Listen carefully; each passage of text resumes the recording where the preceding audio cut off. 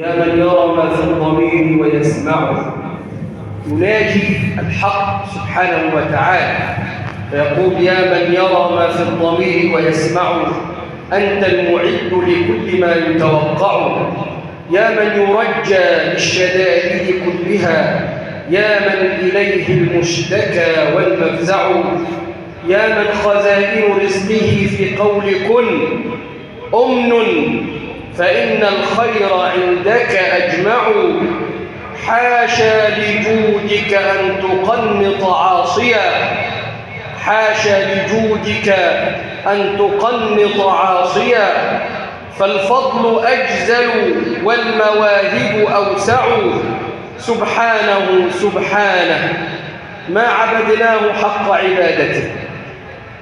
نسأل الله عز وجل أن يمن علينا من فضله وجوده وكرمه.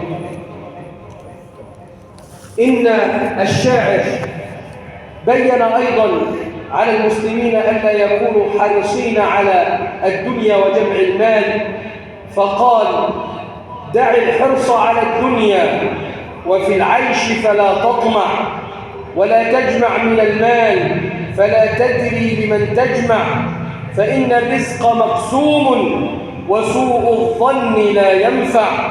فقير كل ذي حرص، غني كل من يقنع. إخوة الإيمان والإسلام، في نهاية هذا اللقاء المبارك نعيش لحظات إيمانية مباركة مع المبتهل الشيخ عماد حسني، فليتفضل. عايز تاني الشعر.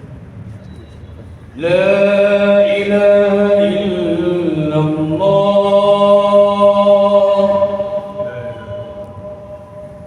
وحده لا شريك له،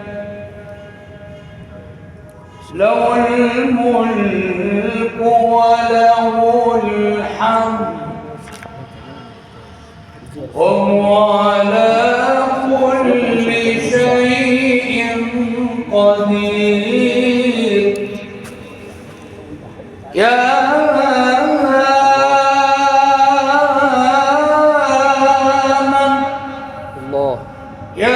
من يرى ما في الضمير ويسمعه، أنت المعد لكل ما يتوقع. يا رب الله يا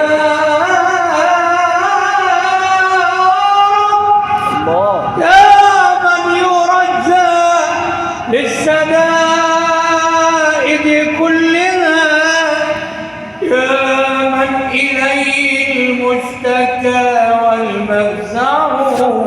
الله أكبر. يا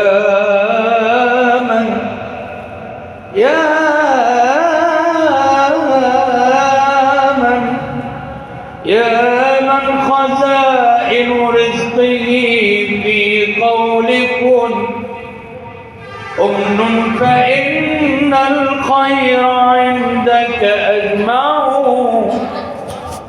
حاشا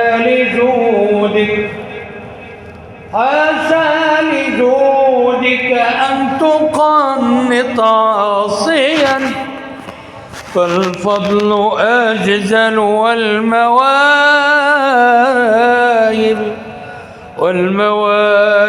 أفزع. صلوا على رسول الله السلام عليه أفضل الصلاة والسلام.